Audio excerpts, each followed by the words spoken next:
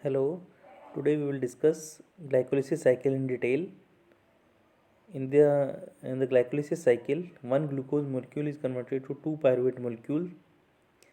In the first step, glucose is converted to glucose 6-phosphate in the presence of enzyme hexokinase or glucokinase, and one ATP is converted to ADP molecule in the presence of magnesium ions.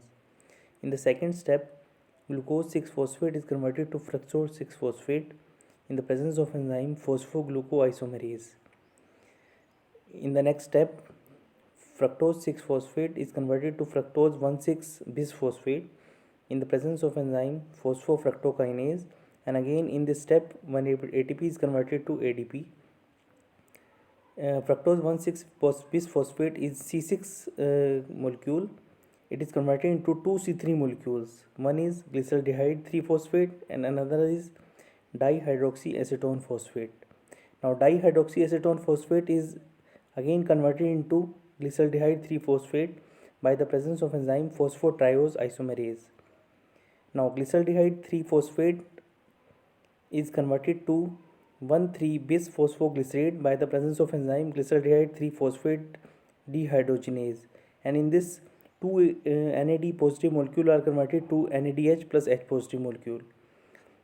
Here the 1,3-bisphosphoglycerate is converted to 3-phosphoglycerate molecule in the presence of enzyme phosphoglycerate kinase, and again two ADP molecule are converted to two ATP molecules, and 3-phosphoglycerate is converted to 2-phosphoglycerate molecule in by the presence of enzyme phosphoglycerate mutase, and in the next step 2-phosphoglycerate is converted to phosphoenol pyruvate by the presence of enzyme enolase, and again two water molecules are generated.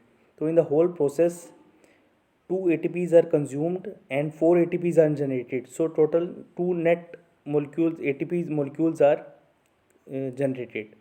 Now in the last step, phosphoenol pyruvate is converted to pyruvate molecule by the presence of enzyme pyruvate kinase, and this pyruvate molecule has two fates.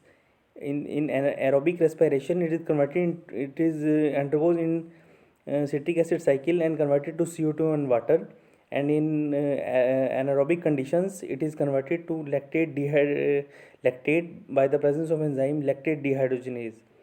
Now galactose and fructose also enters into the glycolysis. In the first, galactose is converted to glucose 1-phosphate and then it enters into the glycolysis cycle, and again fructose is converted into fructose 1-phosphate and enters into the glycolysis cycle. It may also be converted into dihydroxyacetone phosphate and enters into the glycolysis cycle. Now the net reaction in the glycolysis is glucose plus 2 phosphate molecules plus 2 ADP molecules plus 2 NAD positive are converted into 2 pyruvate plus 2 ATP plus 2 NADH plus 2 H positive plus 2 water molecules. Now again we will discuss the fate of pyruvate. In this diagram you can see pyruvate in under anaerobic medium is converted into lactate by the process of lactic acid fermentation, and pyruvate again in anaerobic medium is converted into acetaldehyde and again to ethanol by the process of alcoholic fermentation. Now under aerobic conditions or oxidative decarboxylation process, it is converted into acetyl coenzyme A by the process of cellular respiration. Now this is the whole process of glycolysis. Now we will discuss about significance of glycolysis.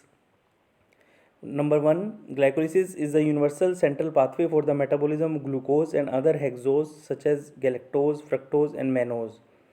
Under anaerobic conditions, the enzyme lactate dehydrogenase or LDH catalyzes the reduction of pyruvate to lactate. The end product of glycolysis is lactate in tissues like erythrocyte, cornea, lens, and parts of retina, kidney, medulla, testes, leukocytes, and white muscle fibers. The lactate disappears when oxygen is supplied. Under another anaerobic conditions, as seen in yeast and other microorganisms, It involves the formation of ethanol from pyruvate. Now, under aerobic conditions, the end product of glycolysis is pyruvate. In the end product of glycolysis, that is pyruvate, is oxidized to carbon dioxide and water, and it enters into the citric acid cycle. Thank you.